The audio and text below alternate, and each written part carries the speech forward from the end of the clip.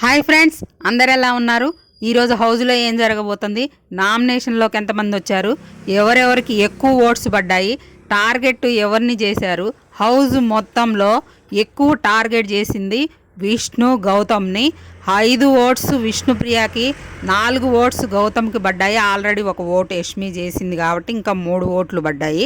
అలాగే విష్ణుప్రియకి అయితే rat batch మొత్తం టార్గెట్ చేసి నామినేషన్స్ వేశారనమాట. అలాగే ఎవరిని నామినేట్ చేసుకున్నారంటే విష్ణుప్రియాని రోహిణి, అవినాష్, తేజ, గౌతమ్, నబిల్.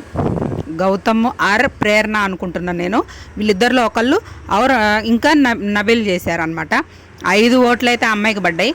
నెక్స్ట్ గౌతమ్కి 1 ఓటు యష్మి చేసింది కదా, తర్వాత ప్రేరణ చేసింది ఇంకొక ఓటు నిఖిల్ చేశాడు అనుకుంటున్నాను నేను, నబిల్ ఒకటి చేశాడు. అలా 4 ఓట్స్ గౌతమ్కి అయితే వచ్చాయి.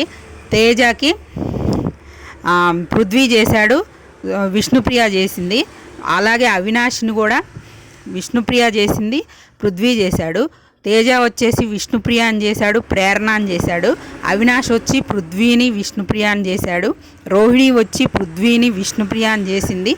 అలా ఆ ఓట్స్ అయితే అందరు నామినేషన్లోకి వచ్చారు. ఒక మెగా చీపు నబిల్ తప్ప 7 నామినేషన్లోకి వచ్చారనమాట. నబిల్కి మరి సింగిల్ ఓటు పడి ఎవరు వేయలేదేమో అని నేను అనుకుంటున్నా, లేకపోతే సింగిల్ పడితే సేవ్ అయ్యాడో తెలీదు. మొత్తం టార్గెట్లో విష్ణుప్రియ ఈ వారం గౌతమ్ని ఫుల్ హౌస్ మొత్తం టార్గెట్ చేశారు. వాళ్ళ గ్రూపు వీళ్ళ గ్రూప్ వాళ్ళని టార్గెట్ చేసుకున్నారు. అయితే ఎక్కువ ఓట్స్ విష్ణుప్రియకి పడ్డాయి. ఇంకా అదేవిధంగా ఈరోజు హౌస్లోకి అయితే అఖిల్, హారిక అనమాట.